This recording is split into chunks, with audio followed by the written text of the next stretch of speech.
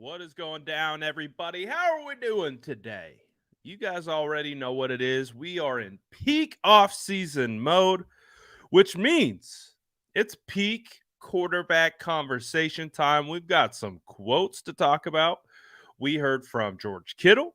George Kittle had something to say about the San Francisco 49ers quarterback position. We're going to look at that. We're going to look into that. We're going to, man, I can't even talk. So you know what? Instead of trying to talk, drop an SDS in the chat. Smash that like button. Let's get this thing rolling. Let's go.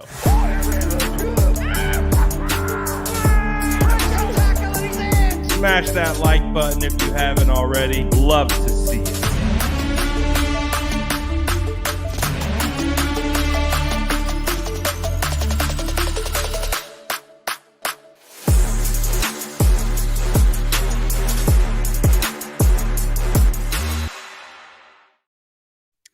That may have been one of the best intros that we have done on the channel. I mean, just clear, concise, to the point.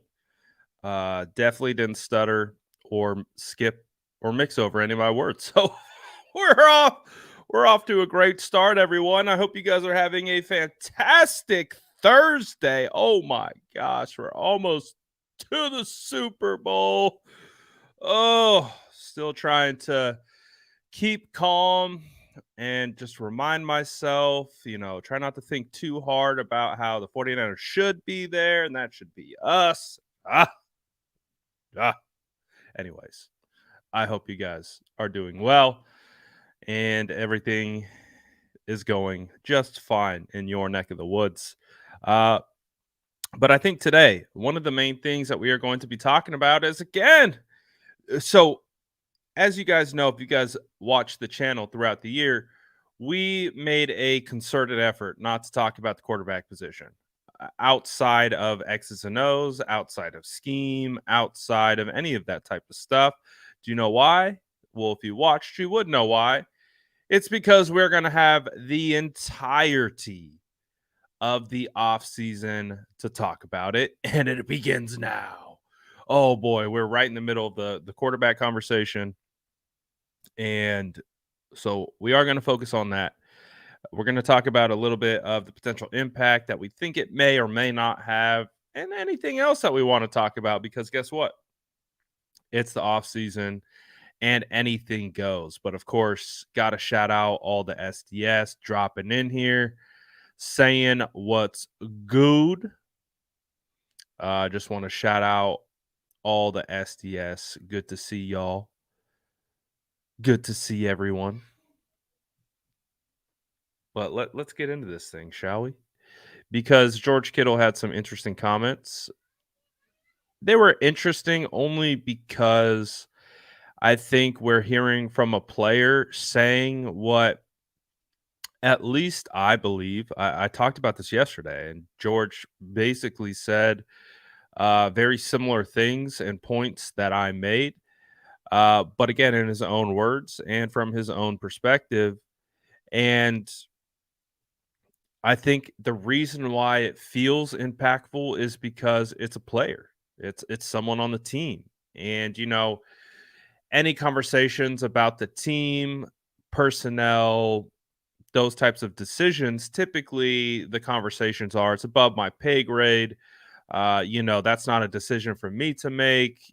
Those types are that's typically how players kind of manage these conversations, right? So for George to just keep it 100, it's refreshing. First of all, thank you, George, for a man who has been asked about the quarterback in probably every interview that he has done since 2019. I don't blame George for keeping it 100. I don't blame George at all for just stating what he truthfully believes, because I think at this stage in his career, he is completely 100% secure with him, where he's at, with his beliefs, his the perception of it, all that stuff.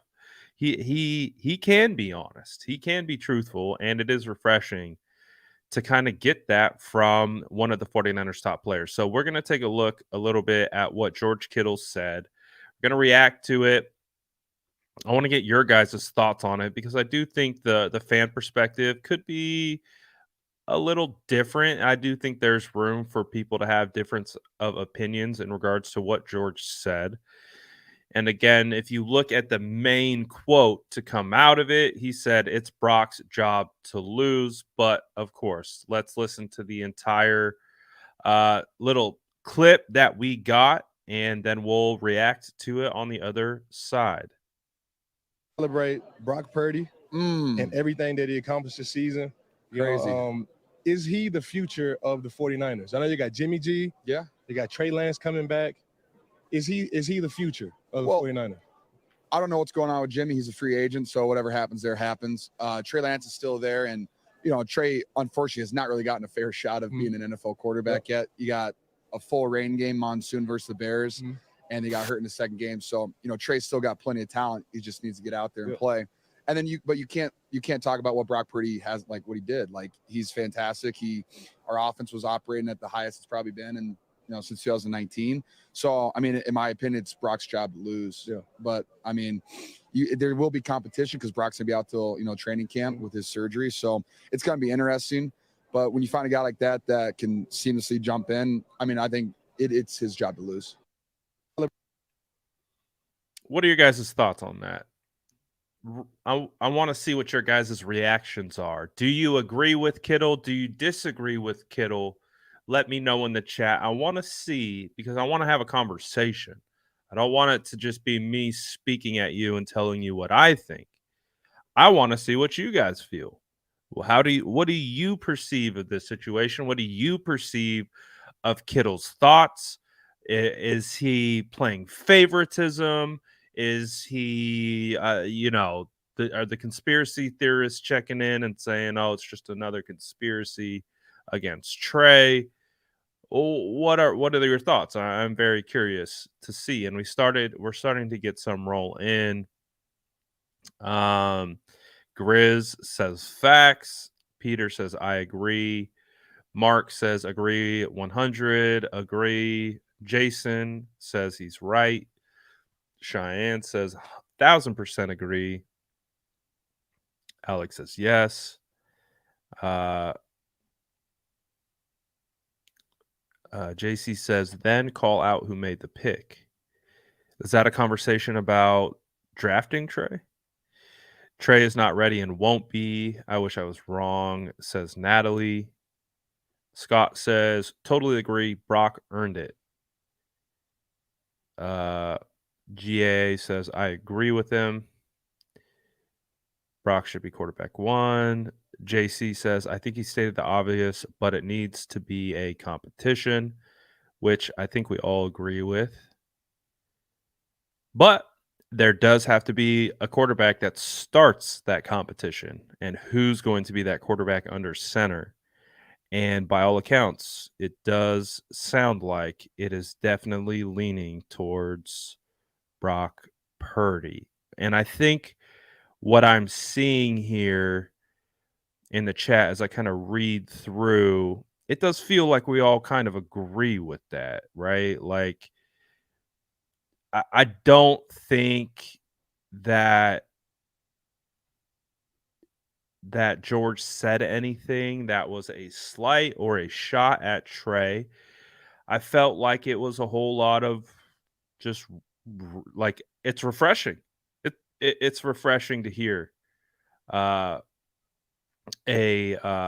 player just give an honest take on something.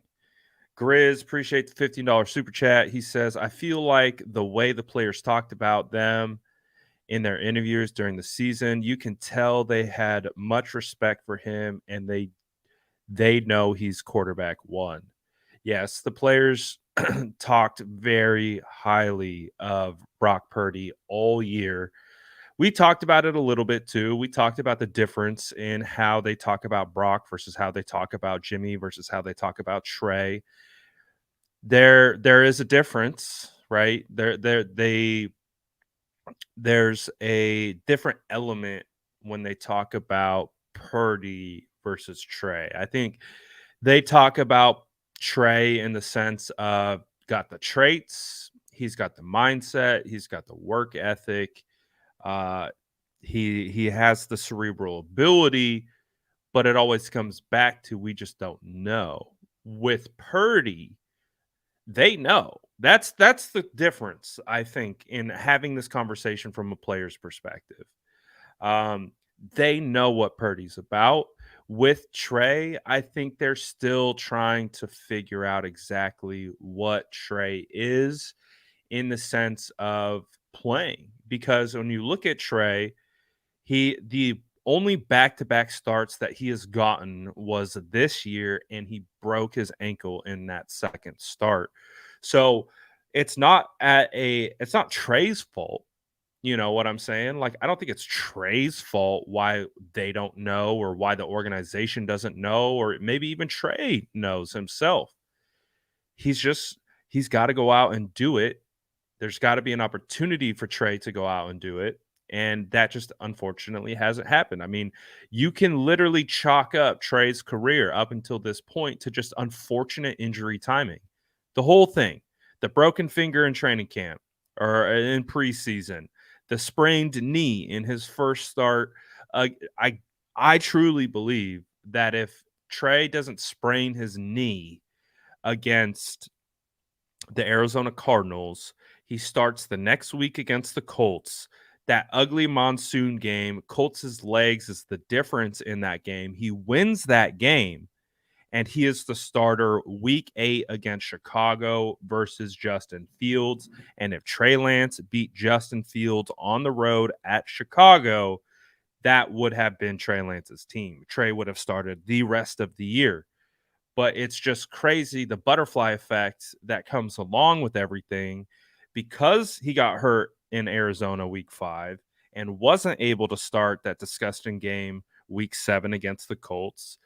He is able to be back week 8. And if you guys remember, there were reports that heading into halftime, Trey Lance was warming up on the sideline because if you recall, Jimmy was not having a good game. He was not having a good game. You get that touchdown, that screen touchdown to Deebo Samuel. Then Jimmy comes back in the second half and has like a revelation type game. I mean, you can literally look at Trey's career up until this point and just really look at it from a sense of bad injury timing, unfortunate injury timing with how everything played out. So it really does suck, but I do agree with I agree with George. Like, Brock technically hasn't lost if you really think about it. I don't know if you can really count him getting hurt on the 6th play against the Philadelphia Eagles as him losing. He just couldn't finish the game. He got hurt. 6th play of the game for the offense. So technically, I mean, obviously that goes as an L because he started that game. He didn't finish that game. He didn't have a whole lot of skin in that game. Other than that, Brock Purdy went on an unbelievable run. And so as of right now, in both of their careers, Brock Purdy has done more than Trey Lance. So I agree. I think Trey Lance has also echoed those points as well. He's said it multiple times. Effectively, Brock Purdy has played so well that he is not expected to be handed the job. So with that being the case, it does feel like once Brock is healthy and they're ready to go, the guy who's going to be number 1 under center is going to be Brock. But I also would believe it would be a fool's errand just to not open it up for quarterback competition. You definitely got to open it up and let these guys go at it. At least that's my opinion at it, because them competing will make each one of them better. 100%. We got Coach getting spicy in here. Where'd it go? Hold on. Where'd it go? What did he say? Where is it? Why can't I find it? There it is. Coach, the coach. What's good, What's good, Coach? He says Trey is quarterback 1 flat out. Brock ain't healthy, and he won't be until mid-season. Well, hopefully that's not the case. We're definitely hoping that Brock Purdy will be healthy, and it won't be a mid-season type situation. But, I mean, I really do believe Brock Purdy right now is quarterback 1 of this team. I believe he's earned that right. Obviously, he's not healthy, but you don't want to see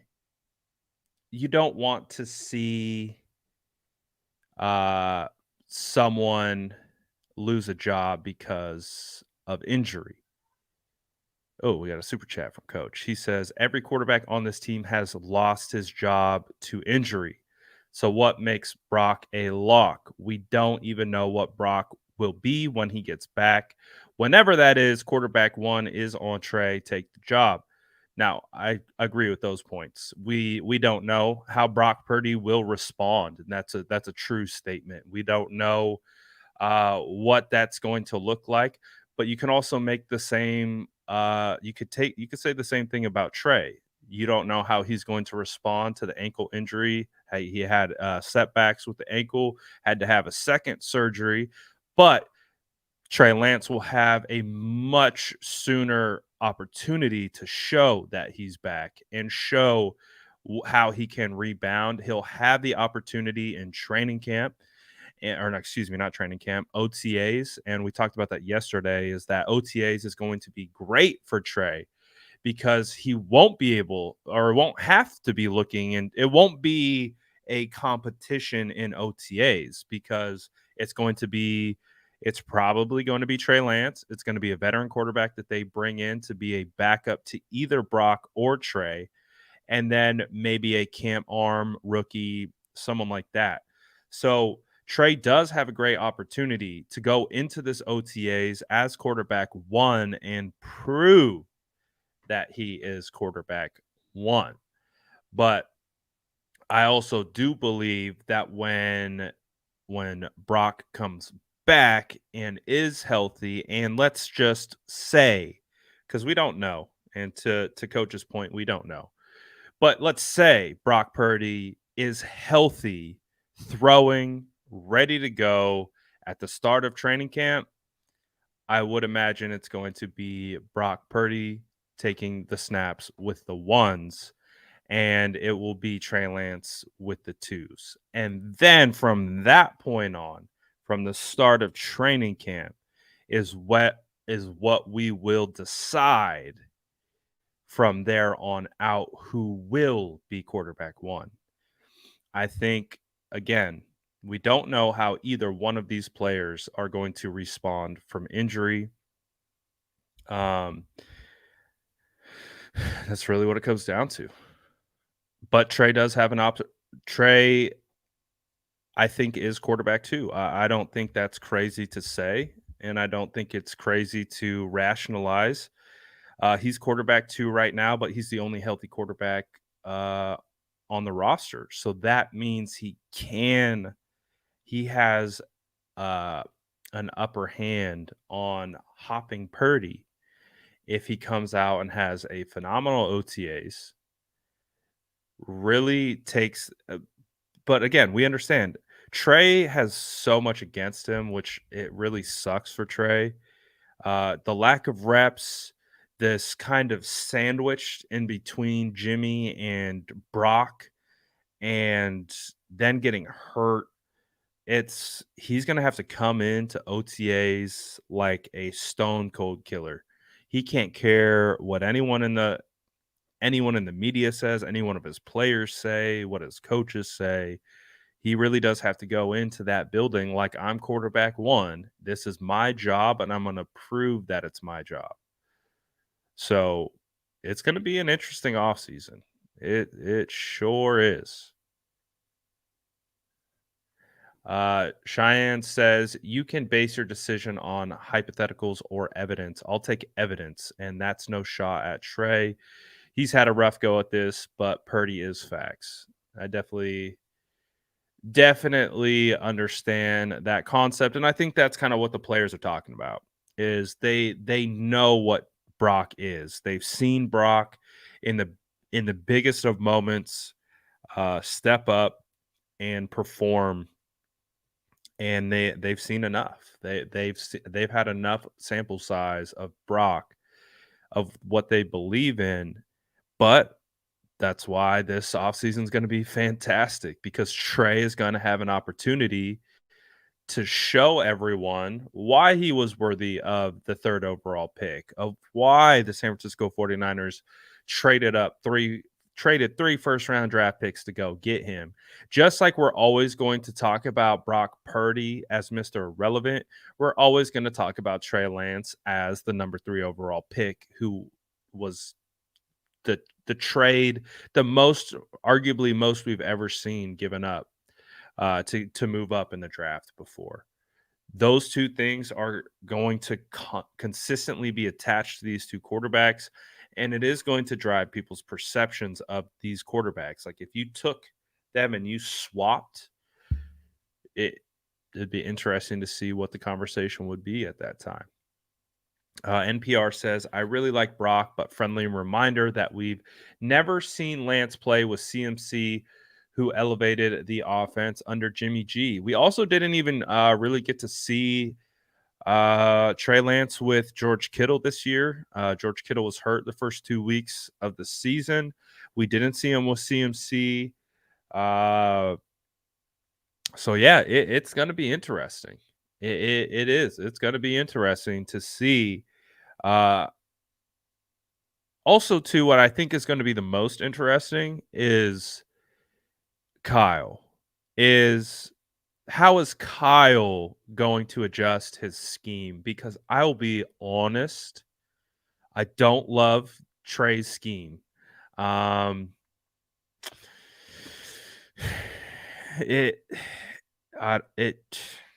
It just hasn't come to fruition like I think they were anticipating it coming along, but I would love to see them develop more elements for Trey like they did Brock or Jimmy. And again, I don't know if that's because there's multiple reasons why Trey could have a different scheme.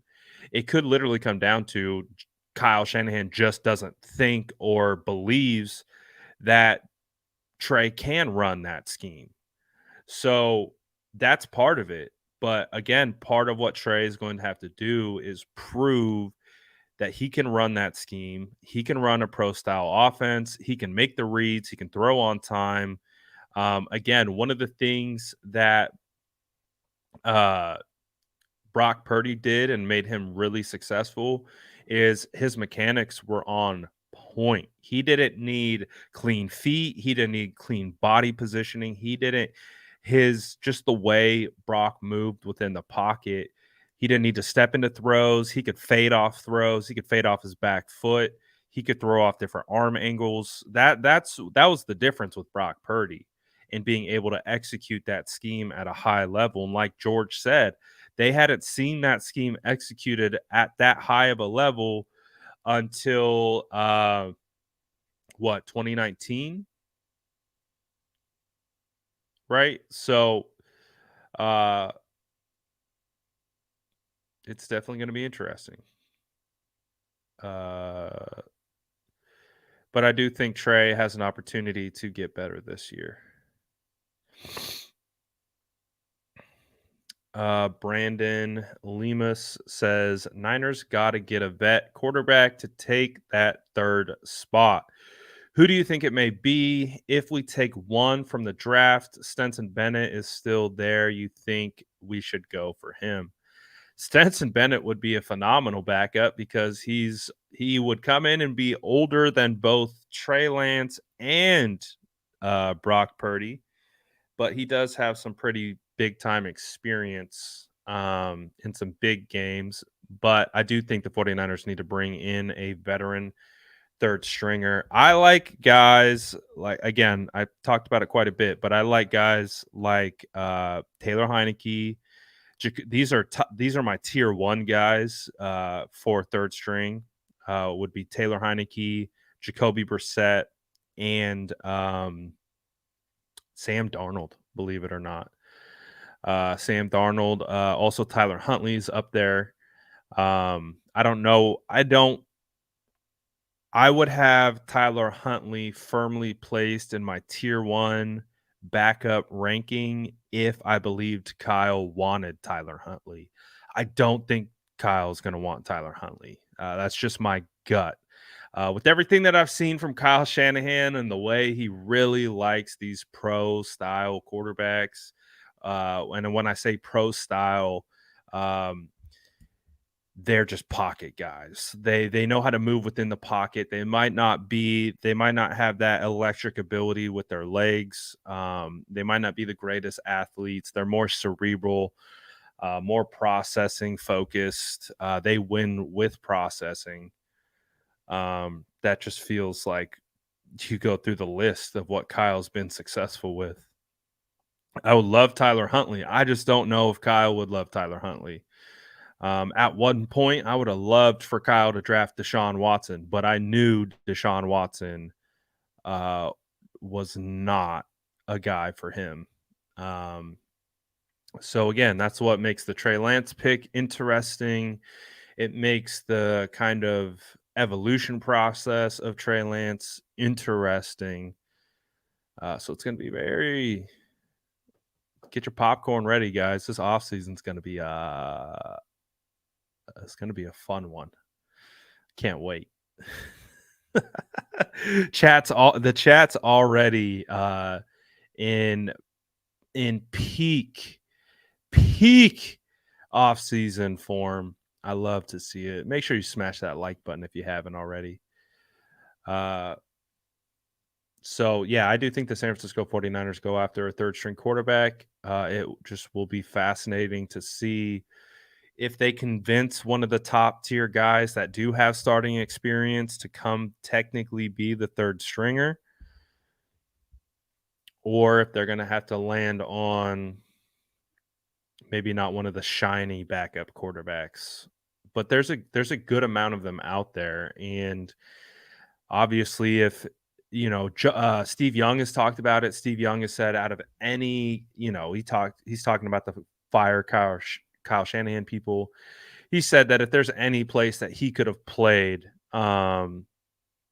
he would be playing with Kyle Shanahan in that scheme.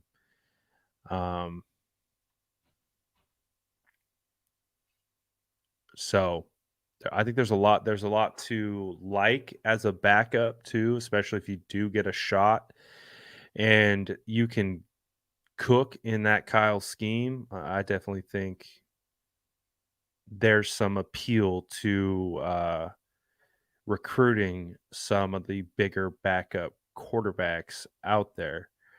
I know we saw the Trey Lance stuff from yesterday.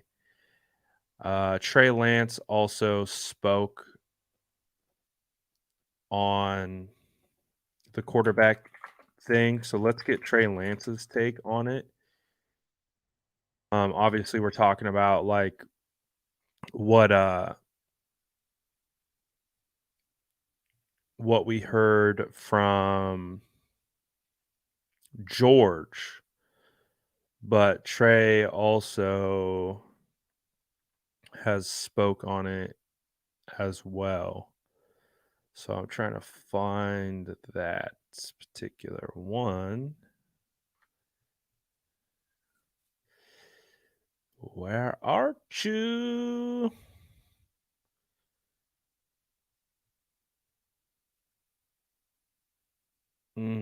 Son of a gun. I'll find it though. So, but ultimately, We have a very interesting offseason headed for us, man. There's a lot of people passionate about the San Francisco 49ers quarterback position. And again, I understand why. It's been like that, whether it was Jimmy versus Trey or, whoever it is. This fan base is going to be very passionate one way or the other. But we're going to have a lot to talk about from here until OTAs, training camp. Training camp is going to be must-see TV. I can't wait to cover training camp. Training camp is going to be a blast. I mean, the amount of content that we're going to get out of training camp is going to be fantastic. It might be the most anticipated training camp that we've had, and that includes Trey Lance's first training camp as a rookie, last year's training camp with Jimmy off to the side and Trey as quarterback one. It's gonna be nuts, man. It's going to be nuts. Let's see here.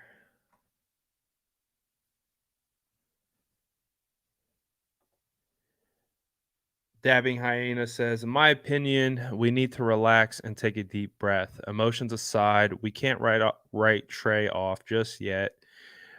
We can possibly have the best quarterback duo in the league. I think that's a great way to look at it. I think that's a fantastic way to look at it, because you're right. We don't know. That's the best part. That's why I love the offseason. It's all hypotheticals. No one's right and no one's wrong because we don't know. And that's the best part is you can kind of puff out your chest a little bit and say, I'm right. No, you're wrong. It's this, it's that. You don't know. We don't know.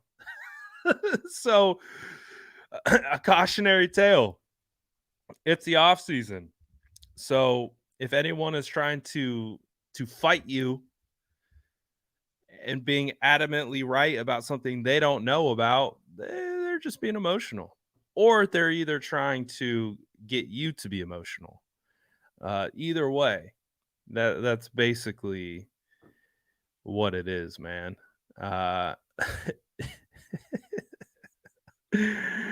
Jason says, that's why I hate the offseason. That's what it is, man. That's all it is. It's people, we're trying to project, but that's the point. It's a projection. It's not factual. We don't know what Trey Lance is going to look like in training camp. We even had Brock Purdy on KMBR today talking about they still don't know exactly what the repair is going to look like. He basically said they're hoping for the internal brace on the UCLA, but the doctor could go in and say, you know what? We need to take it a step further and have a more serious repair. And then that changes the window for his return. Like, you know what?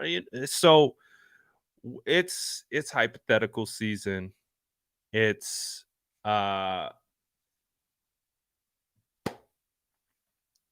we can project best we can.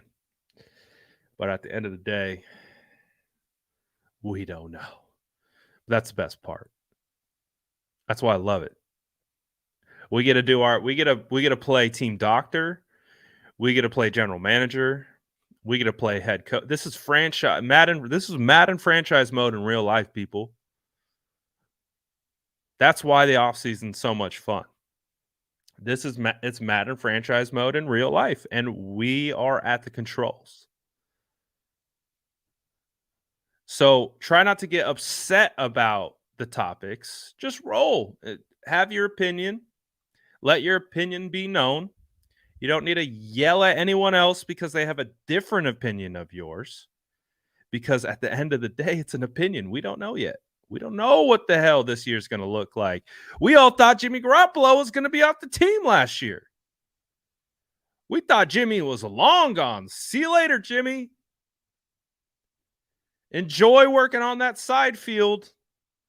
We're never going to see you again. Oh, wait. Oh, wait. Glass shatters. Is that Jimmy Garoppolo? Here comes Jimmy. We don't know. We don't know. But we're going to talk about it like we do. So enjoy. And we're going to do our best John Lynch, Kyle Shanahan impression. And we're looking forward to it. It's going to be fun offseason, guys. Get ready. And I think if you can go into the offseason kind of like, if you kind of go into this offseason like that and just understand it's opinion season, it's hypothetical season.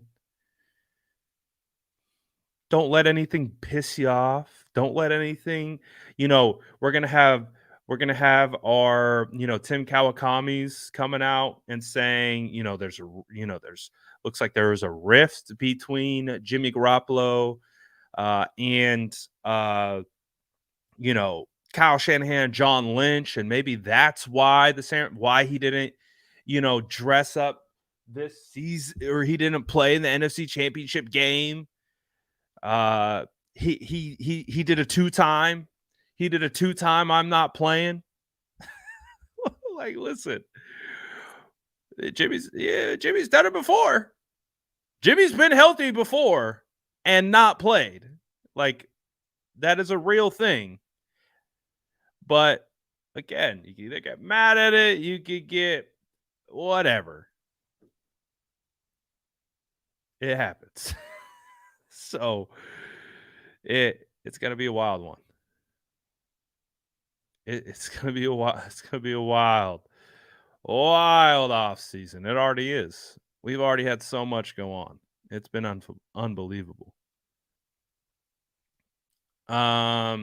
Elephant in the room. Do we trade Trey? I mean, if we all believe Brock is the guy, why not sign a guy like Darnold to be quarterback 2, let Trey go and be a quarterback 1 somewhere? He deserves that op.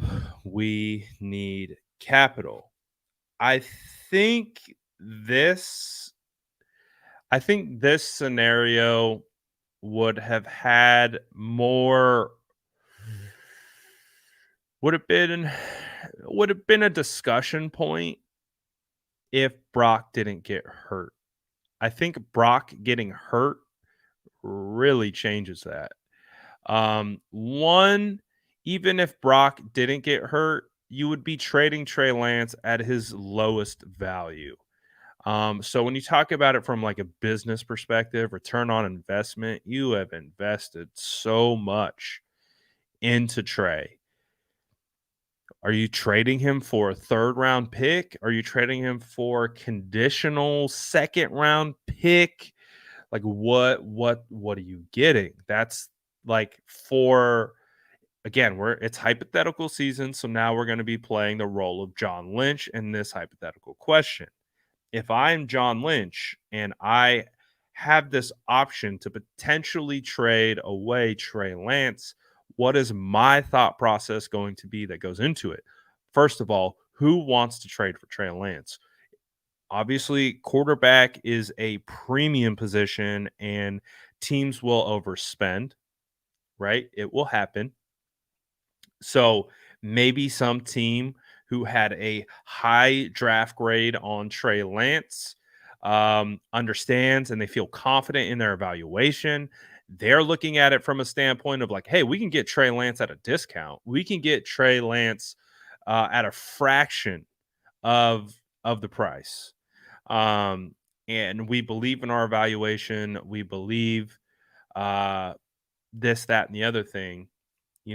That's where you start thinking about it. But ultimately, for how much you've given up and how much you've traded, I would need at minimum first plus more to even think about the trade. And I don't think anyone would offer that up. So now I think you add the combination of the mix that Brock is hurt. Brock is still a big question mark of when he will be back, if he will be back, and when he comes back, will he be who he was? There's a lot of questions there. So when you take in the consideration of Brock's injury and what is going on with Brock and the uncertainty with Brock, if you trade Trey Lance for a fraction of the dollar, you lose in multiple ways. You lose as a general manager because you're effectively trading away a guy that you're admitting that you've missed on, and you're trading him for a fraction of what it took to get him. So I would honestly look at it from this standpoint. I expect Trey Lance to be a member of the 49ers at minimum this year, but I would say for sure 2 years. I think they still got to figure out what he is. And if you get to the point where Brock is healthy and is back, and you've gotten some opportunities with Trey, and you have been able to showcase Trey, and his value starts to go up, then I think I would re-engage in that conversation. I think right now, just because with Brock being hurt, I don't feel like you can trade him right now. But that's a great hypothetical question. And Jesse does go on to say, what did he say? Where did it go? I think he said, I'm a Trey guy and a Purdy guy. But I can't find that. Oh, he said, disclaimer, I'm a Trey guy, but I'm also a Purdy guy. And I would also have to say so myself. Cynthia says 225 watching, only 61 likes. We should be at 100 likes for this off-season talk. Let's go. Let's do something here. So another poll for the chat, just to again, we're getting prepared for the off-season stuff. So I do think it matters where you stand, because I think where you stand is how you perceive the situation. So based on how you stand is how you're going to talk about this quarterback situation for the next 6 months. So let's figure out where we all stand. And now I'm talking to you guys in the chat. So let me know in the chat. These are your options. Are you and it's very simple. Are you team Purdy? Are you team Lance? Or are you team Purdy and Lance? You have 3 options. Team Purdy, team Lance, team both. Who are you? Drop it in the chat. I just want to see, because I really do believe that based on kind of your answer, like we have an understanding of like what the perception or the tone of the conversation will be, because we've seen it. If you're team Jimmy or your team Trey, these people hate each other. And I don't want to see that same energy go from team Trey to team Purdy, if that makes sense. But I do want to see. I want to see where you guys are at. Again, 3 options: Team Purdy, Team Lance, Team both. And let me tell you right now, there is no problems with being Team both. None at all. All right, let's see. Let's go through the chat. I'm Team Niners. So shout out Hendricks. Effectively, he's Team both. Heather is Team Purdy. Mariah is Team Niners. Effectively both. Christy, Team both. Cynthia says 13 all the way. Ryan says both. Team Purdy and Lance. Purdy and Lance in that order. Team both. Trey Lance. Team Turdy.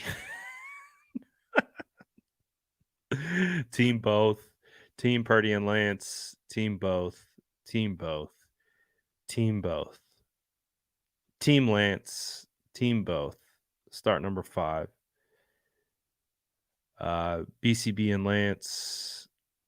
Both. Team Niners, period. Team both. Team healthy and ready. So Purdy and Lance. Team both. Sorry for you, my guy. Your team retired. Team Purdy. I agree. This is a problem. Is that we divide? Yeah, this fan base divides itself by the quarterbacks, but we don't have to do that this offseason. That's the beauty of it. Is we don't have to. We can be team both. We can believe that it can happen. You can like both quarterbacks. I promise you can. You can like both quarterbacks and have one ranked slightly ahead of the other one. That can be a real thing. You can like both of them while still thinking one right now is better than the other. Or, it doesn't matter. That exists. You could do that. Curtis says, Team 49ers just want someone to be our franchise. And this is what it is for me. This has been what it's been since the draft, since we went up to 3. You guys know, I was definitely a Justin Fields guy.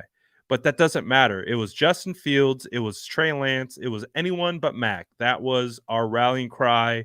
And we were on that from the second we found out the 49ers traded. Anyone but Mac. Do not draft Mac Jones.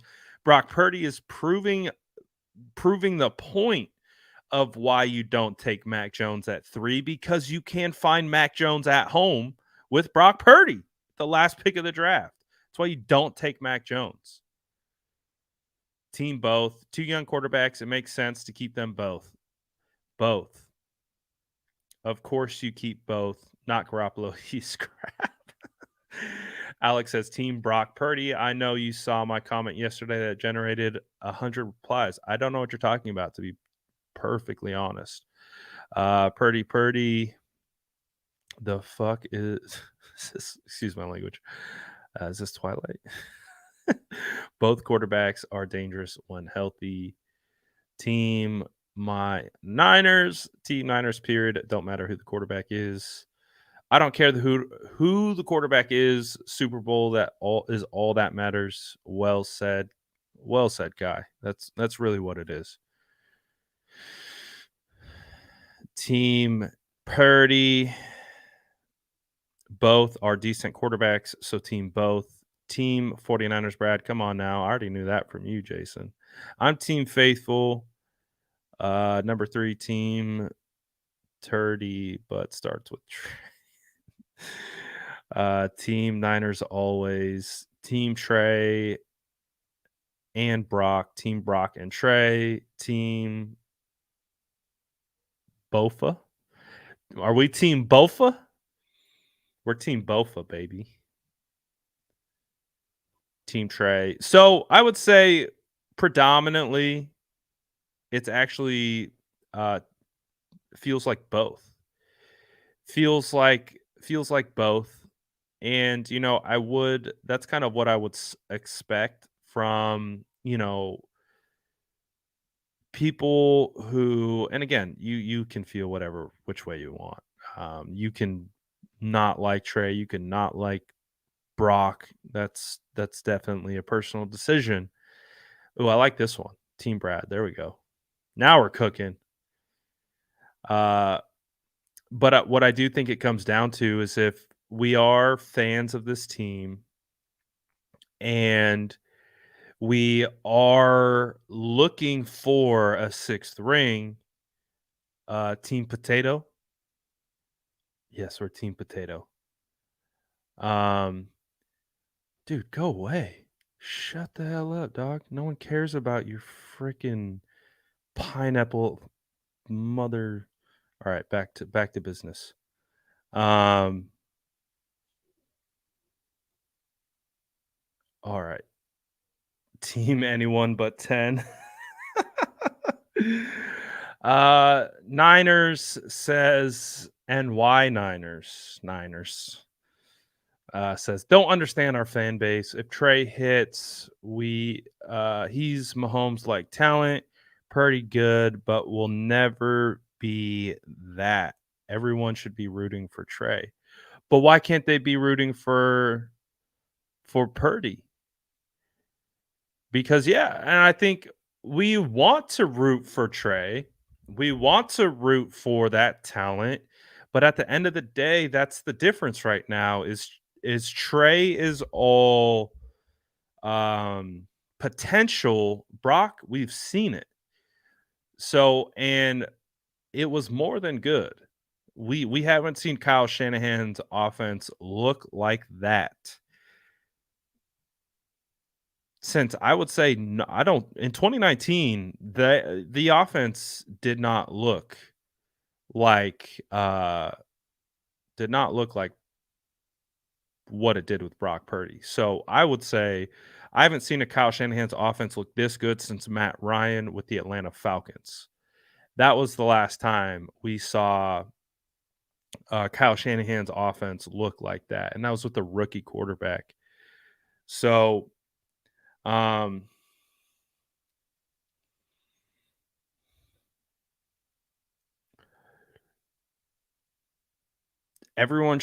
would say everyone should be rooting for both. We should be rooting for both quarterbacks. Because if both quarterbacks are healthy, both quarterbacks are playing well, the San Francisco 49ers should definitely have a good opportunity. So, definitely looking forward to that. But I think that's kind of the point of like what we were talking about earlier. It's like I think we should be rooting for both quarterbacks, and I don't think that it should be a house divided. We can have opinions on both quarterbacks. They're both at completely different stages of their development, and they're both going to improve. That's the best part about young quarterbacks is they're both going to get better. So, very much looking forward to how both of them progress.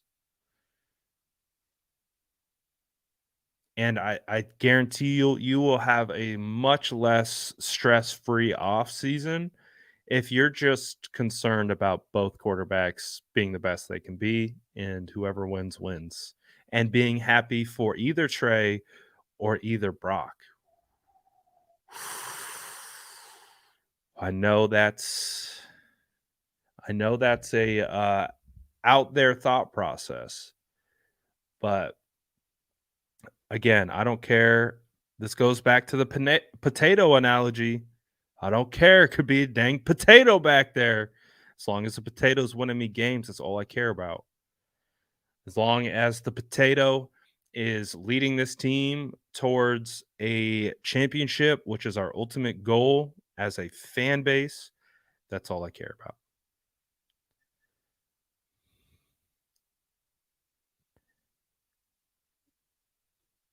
I like Purdy too, but we need a dynamite at quarterback.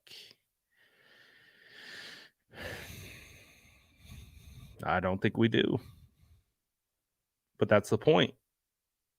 Is that if Trey Lance is what we think he is, or what he could be, then you get the ability from a guy who can run a pro style scheme, but has a different dynamic to him. So Kyle has won with Matt Ryan. What's his name from the Texans? Was it Matt Castle? No, it wasn't Matt Castle. Schwab. So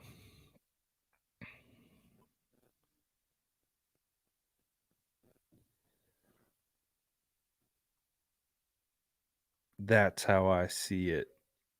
But again, I think we don't have to make this a divided conversation, you know? That's my challenge for the SDS. It's my challenge for the SDS this year. Is to be able to talk about both quarterbacks, not get emotional, not get upset, understand there's going to be opinions for both. There's going to be reasons for both. But at the end of the day, the goal is to have whoever's starting at quarterback, Trey, Brock, that they just win football games. That's it. That is it. Asali says, it seems like it doesn't matter who the quarterback is. Kyle always seems to fall short in the end. Why is this? Is this man cursed? I guess my kickback to you would be awesome. And if you're still in the chat, I would love for you to answer this question specifically. What is your current perception of Andy Lee? Excuse me, Andy Lee, not the punter, not the former 49ers legend punter, Andy Reid, Chiefs head coach. What is your perception of the Chiefs head coach right now? And I'm just curious. I want, before I continue to go on, I just want, is he one of the best coaches that have played in the NFL? What do you think about Andy Reid as a head coach? I'll see if you respond. I'll give you a couple seconds to respond.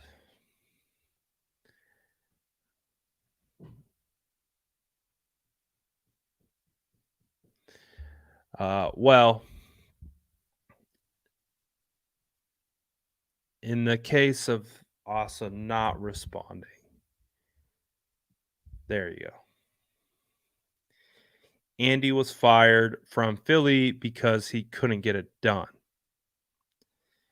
Now, back to the original question, it seems it doesn't matter who the quarterback is. Kyle always seems to fall short in the end. Why is this? Is this man cursed or what? The reason I asked that is because the same conversations were being had about Andy Reid when he was with the Philadelphia Eagles. And he's won a championship since, and he might win another one. So that's all I'm saying is like, I also understand that the counterpoint too of like, well, look at Philly. Philly fired him. They win a Super Bowl with Doug Peterson. Now they're on now they're on Sirianni. Now Sirianni's in the Super Bowl. But the point being is it's very important to remember that winning a Super Bowl is so hard. There are literal franchises there are multiple franchises in the NFL that have never won a Super Bowl. Like, I think there's like 8 teams in the NFL right now that have been in the league for 60 plus years and they have never won a Super Bowl. So I think it's very important to remember that it's very difficult to win a Super Bowl, and you need a lot of things to go your way. Kyle Shanahan put the San Francisco 49ers in a spot to be successful in 2019. Kyle Shanahan put his team when he was with the Atlanta Falcons in a spot to be successful to win a championship. Kyle Shanahan put the 49ers in a spot to go back to the Super Bowl last year, and they were in another spot to go back this year. Fortunately, it didn't happen. So, as of right now, I know what life is like on the other side of Kyle Shanahan, and that is honestly not something that I'm ready to feel out. I think Kyle Shanahan has done a fantastic job. He's built a culture here. He's done something. He's he's literal coaching juggernaut when it comes to spitting out head coaches. He attracts coaches. He attracts players. I get it. We want to win the Super Bowl, but it is also very hard to win a Super Bowl. Very difficult. So, is it a curse? I don't know. It just feels unfortunate. Just feels unlucky at this point. But you know what? We're gonna keep rocking, and we're gonna see what we get. And this team's got to keep building. They got to keep pushing. They got to keep moving forward. That's for sure. We had another one come in. Wait, when did this come through? Oh, I'm way behind on this one. Zachary says Trey can't consistently complete a screen or a slant. I think that's where Trey is, if he can really work on that part of his game, and he can really start to be more consistent over the middle, be more consistent. I think that's just really it with that's it with Trey. Trey has the skill sets, he has the traits, he has everything that you need to be a good quarterback. You just got to do it consistently. That's it. That's really it. He can hit slants, he can hit screens, he just has to hit them consistently. That's all it is. That's all it is. Brandon says, I'd say BP13. He's got the overall experience on both collegiate and pro level. He made Kyle's systems look perfect. He did this being a rookie. Can I get an amen? I mean, I nothing you said is wrong. Brock Purdy, I haven't had as much fun watching the San Francisco 49ers play offensive football since Brock Purdy was in. You guys saw it every week. You guys know that I don't let narratives drive me. I'm not a narrative driven person. At my core, I do a lot of social media. I do a lot of this. I do a lot of that. At the end of the day, I consider myself a football guy. I'm a football guy. So, and I also believe in my ability to evaluate football. So, anyone can say anything. Doesn't mean I have to believe it. Doesn't mean I have to even listen to it, because I'm capable of making my own opinions off of what I watch. That's the beauty of where I feel so confident in my evaluation of football that I don't have to listen to anyone else. I don't have to listen to Chris Sims. I don't have to listen to these analysts. I can open an ear up and I can take a listen in and see what they have to say. But ultimately, at the end of the day, I'm so confident in my ability to evaluate football. I could go stone cold silent and listening to anyone talk and just evaluate football through my own eyeballs. I don't have to hear anyone else. What I saw from Brock Purdy was the best football that we have seen in a Kyle Shanahan scheme, my eyeballs have seen as a 49er. That's saying a lot. That is saying a lot. And considering, again, how good Jimmy was playing this year, for Brock to come in and do that as a rookie, for Brock, who is going to come in, again, the injury, terrible timing. But Brandon Ayuk talked about this. Brandon Ayuk said, we saw Brock Purdy thrown into the fire. We saw Brock Purdy thrown the keys and said, go, as a rookie. He's like, wait, that was rookie Brock Purdy. He's like, wait till Brock Purdy gets an offseason. This is from Brandon Ayuk. Brandon Ayuk said, it's completely different when you go from being a rookie to having a full offseason after already being in the NFL. Like, he's like, wait for that, Brock. He's like, we haven't seen anything yet. Brock will get better. Brock will improve. Like, we watched Brock go and execute this offense at its highest level as a rookie thrown into the fire in the middle of the year. He will improve. He will get better, barring any setbacks with his injury. So, and I think that's ultimately why players are so confident in Brock as it stands right now. But Trey will have an opportunity, and we will see how he takes advantage of said opportunity.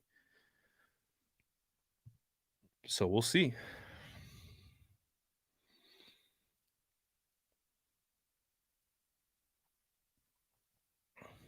We will see. And he was a check down Charlie, throwing to CMC and Kittle a million times a game. I haven't seen a 49ers quarterback push the ball downfield more than Brock Purdy. But if that fits your narrative, Sam, in what you would like to believe, that is fine. That's perfectly fine. But that's just not the case. That's not actual factual information. Because I just right off the top of my head, Brandon Ayuk touchdown versus the Tampa Bay Bucks. What was that? 30 plus yards downfield. The CMC touchdown against the Tampa Bay Bucks. What was that? 30, 35 yards downfield. The George Kittle touchdown against the Commanders. What was that? 30. No, that was 45 yards downfield. You had the play action boot throwing over half the Raiders defense. That was like a 25-yard throw on a rollout to the left over multiple coverage.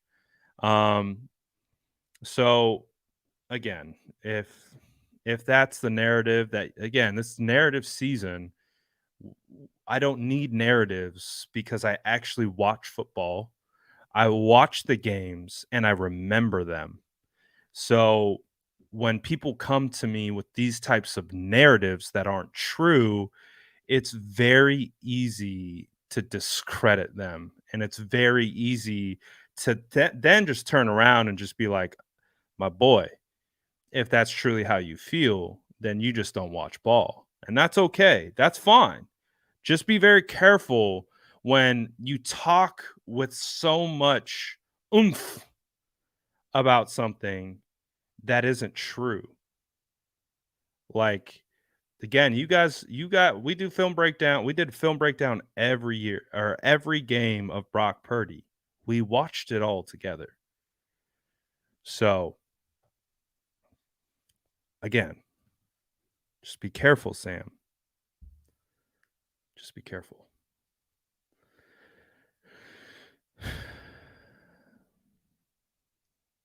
Yeah, I miss the film. That was the most fun I had doing film since I've started this. Brock Purdy made the film breakdowns so fun. And I agree. There's a lot of emotions in here. All good, Sam. I appreciate that. So And again, I'm not here to spin a narrative to you guys. That's also, you can go ingest any content you want. You could go, we have so many different content creators in the 49ers space. We are spoiled. We have so many good quality content creators. But you have content creators who just talk about football, and then you have content creators who spin narratives. And it's just like, just if you want someone who spins narratives, then that's not us. That's okay. We have nothing against those people, because we're all doing the same thing at the end of the day. But I have no interest in spinning a narrative right now. My narrative is I want both quarterbacks to be healthy, both quarterbacks to play, and I want to see who wins ultimately when it's all said and done. If you guys want to do film breakdowns this offseason, I can definitely think of ways that we can watch film. I can come up with ways where, like, we don't have to rewatch whole games, but I could pick out plays. I could do CMC's best plays. I could do, I could even go do Trey's best plays versus Brock's best plays. Like, we can watch tape. So if you guys want more tape, we can do it. And I can do it in a kind of like specific kind of categorized way where we don't just have to watch the whole thing. I have all my notes. I can go back into all my notes and just pick plays out, and we can just like highlight, like, okay, this is what we saw Brock do really well. We could even do, this is what Brock didn't do well. See how he's going to, we can do things like that. So that's a good idea. I think it would be a nice to get back into the tape too, because it kind of takes away from all this stuff. Yeah, I think this is a good idea. I'll go. That's a good idea. We can definitely incorporate film this off season, and that's kind of how we can do it. So shout out to you guys. Great ideas. Great ideas.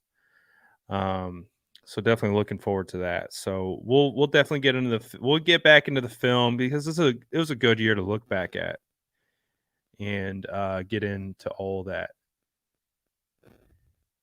Asa Lee says, I respect your input, but what exactly did you see in Javon Kinlaw in the beginning? Because when I watched his college highlights, I never thought he was good enough in the NFL. What am I missing?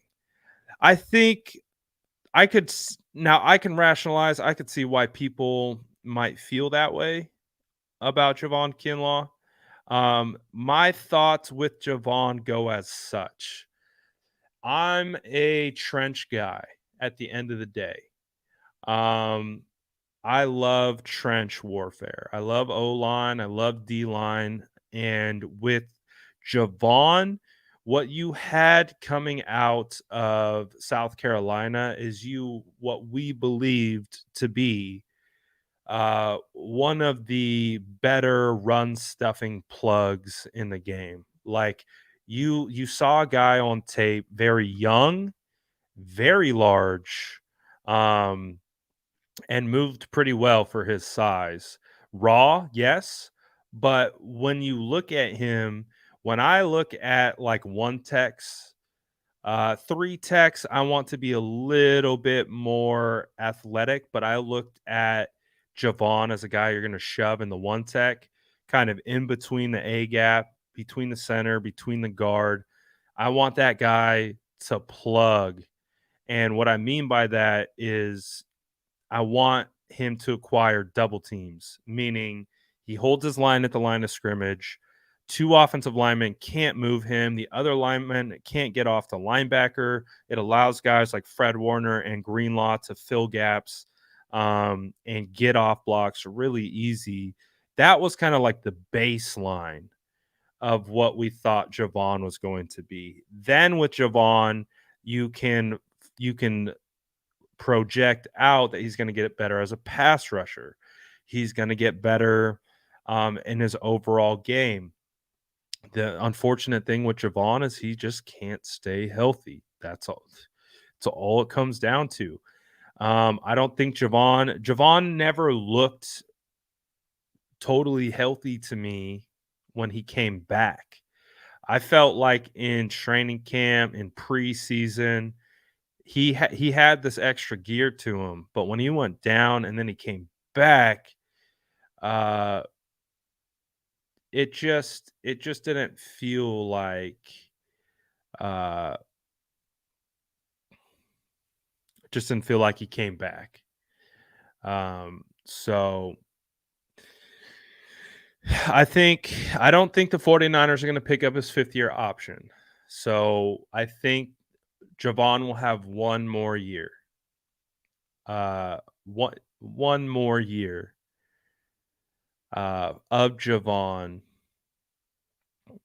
before we make the next decision. But I don't think the 49ers are going to give $10 million to Javon for next year. So next year, Javon will probably play out last year of his contract and see what we can get from him. And if he shows a big enough rebound, then maybe we resign him.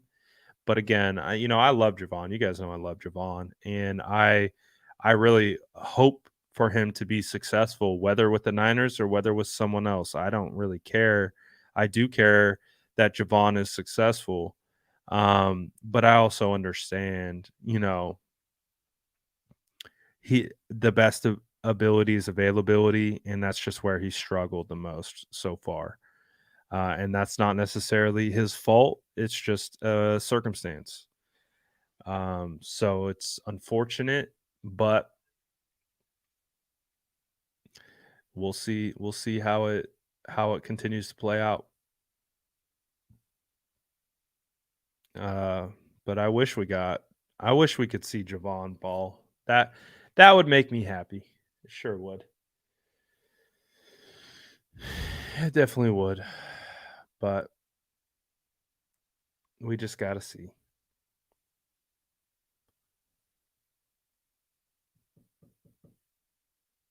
All right. I think that's good. We got some good stuff. We got some ideas for content too. I like the ideas that we got.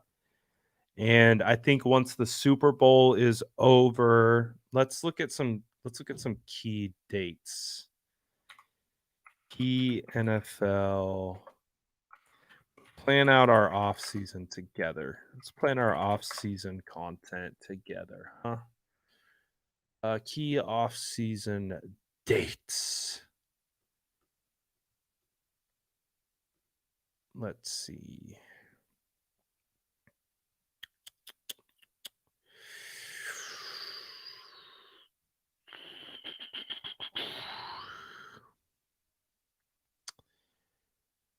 So we are February 9th. February 9th. Oh, scouting combine is in like 3 weeks. 3 weeks. So I would imagine after the Super Bowl's on the 12th, we'll definitely start getting more draft centric because the scouting combine is in 3 weeks. Pro days begin early March. And then the start of the league year begins March 15th. And we'll definitely start talking about draft, and we will start talking about free agency and all that type of stuff.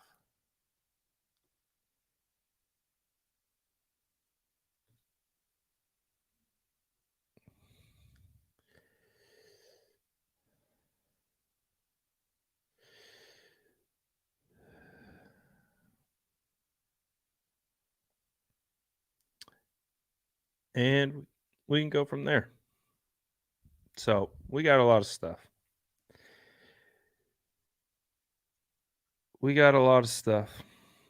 So I appreciate all you guys tapping in. Smash that like button if you haven't. What did we get to 100? I hope we got to 100 at least. We get to 100 likes. What did we do today? Today wasn't as intimate as as yesterday's show. We just get to 100. There we go. We definitely got 100 people in here. Haven't smashed that like button yet. Y'all would be doing me a favor just by smashing that thing on your way out. Come on, you can do it. You can do it. But I appreciate everyone. Grab your cookies on the way out. You guys are the best. We're going to have, scheduling update. We're going to do State of the Franchise tomorrow with Jason Aponte. So Jason Aponte was in Arizona for Super Bowl Media Week. So we will be kind of recapping, talk about his experience at the Super Bowl and all that good stuff. So we'll do State of the Franchise tomorrow. So stay tuned. Smash that like button. Oh, yeah, we got the cookies out here. Appreciate you guys. Always love hearing that I can make your workday go by faster. That always makes me happy. Appreciate you guys. Almost the weekend. Love y'all. Peace.